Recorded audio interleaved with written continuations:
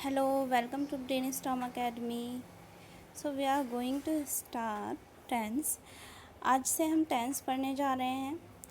देखते हैं इसमें हमें क्या क्या इम्पोर्टेंट पढ़ना है. वैसे हम ये टेंस को 3 लेवल पर पढ़ेंगे. आइए फर्स्ट लेवल हम स्टार्ट करते हैं. ठीक है. सो फर्स्ट ऑफ ऑल किसी भी चीज़ को पढ़ने से पहले हमें उसका मीनिंग पता होना चाहिए. सो टेंस का मीनिंग क्या होता है? What is the meaning of tense? देखिए, जो टेंस है ना, वो एक लैटिन भाषा का, लैटिन लैंग्वेज का वर्ड है टेम्पस, उससे बना हुआ है. The origin of tense is derived from the Latin language word tempus, whose direct relation to time change in situation according to the time is called tense. Okay, means क्या है? Tempest जो word है, इसका मतलब होता है, इसका सीधा सीधा मतलब किससे होता है? टाइम से. किससे मतलब होता है इसका? टाइम से. ठीक है, इसका मतलब होता है टाइम से. और जैसे ही सिचुएशन में चेंज हो जाएगा तो उसे हम टेंस बोलते हैं. सो डेफिनेशन क्या हो जाती है इसकी? हमारी डेफिनेशन की हम बात करें अगर टेंस की, तो डेफिनेशन इसकी यही है: change in situation according to the time is called tense. जैसे ही टाइम के साथ सिचुएशन चेंज हो गई तो उसे क्या कहा जाएगा? टेंस. मान लीजिए अभी इस वक्त आप मेरे साथ पढ़ रहे हैं, हो सकता है कोई कुछ और कर रहा हो, सुबह के टाइम आपने कुछ और किया था और आने वाले टाइम में आप कुछ और करेंगे. तो इसका मतलब जैसे ही सिचुएशन बदलती है तो क्या होता है हमारा, उसको हम बोलते हैं टेंस. ठीक है, टाइम के अकॉर्डिंग सिचुएशन बदल जाती है. तो फिर आ जाता है डिफरेंस क्या होता है. देखिए, बहुत से लोगों को लगता है कि टाइम और टेंस एक ही चीज़ है, बट ऐसा नहीं है. टाइम एंड टेंस दोनों अलग अलग चीज़ें हैं. ठीक है, तो हम स्टार्ट करते हैं, देखते हैं इनमें क्या क्या डिफरेंस है. Difference between tense and time.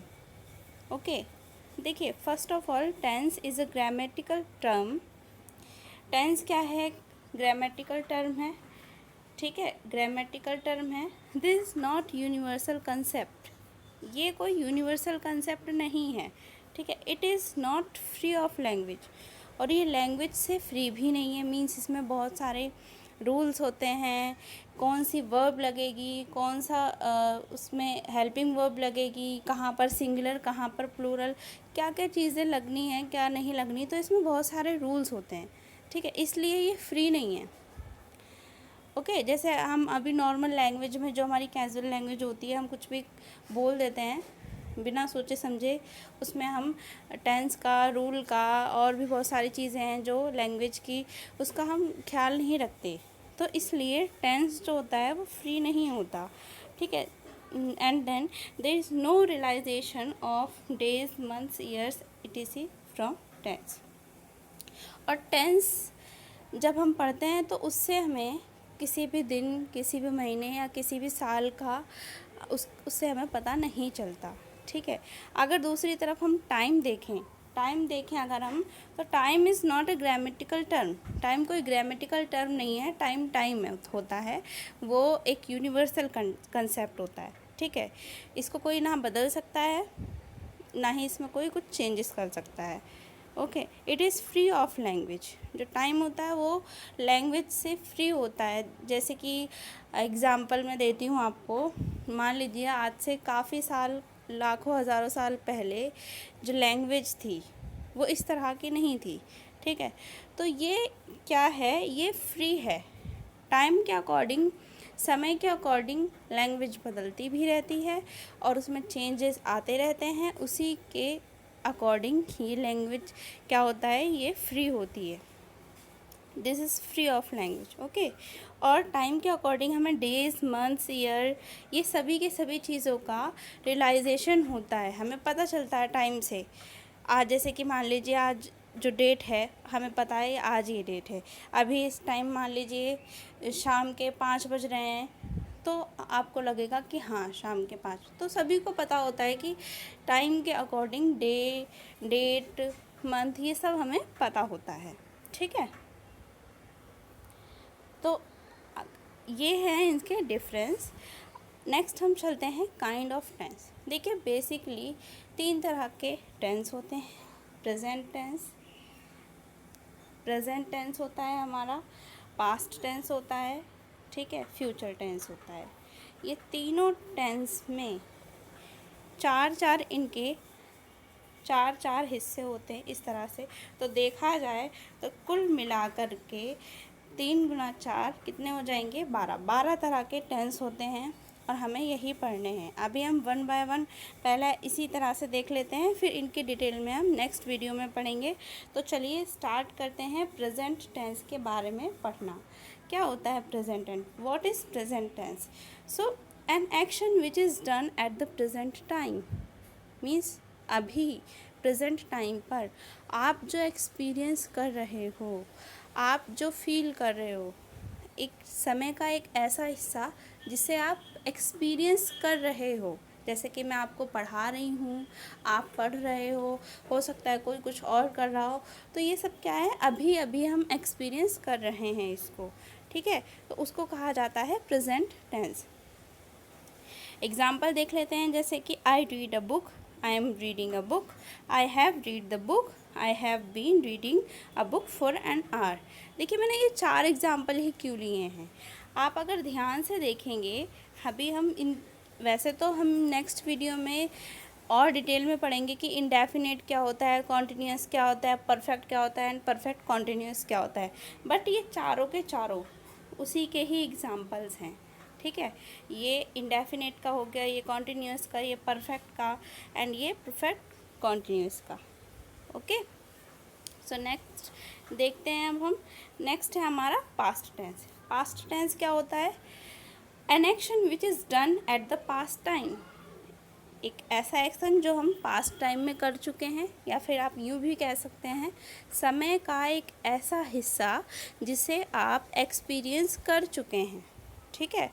जैसे कि आप पहले स्कूल पढ़ते थे, ठीक है, अब आप स्कूल पढ़ चुके हो, तो वो आप एक्सपीरियंस कर चुके हो, वो आपका पास्ट में कन्वर्ट हो गया, ठीक है।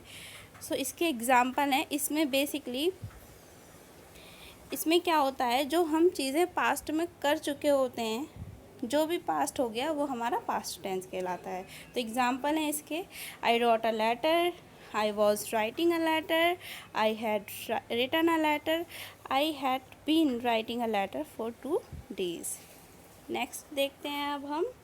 नेक्स्ट है हमारा फ्यूचर टेंस। ओके, तो बहुत से ग्रामरियन ऐसा मानते हैं कि फ्यूचर टेंस के जैसा कोई टेंस नहीं होता। क्यों नहीं होता? क्योंकि उसको हम एक्सपीरियंस ना कर चुके हैं ना कर रहे हैं, वो सिर्फ हमारे ख्यालों में होता है।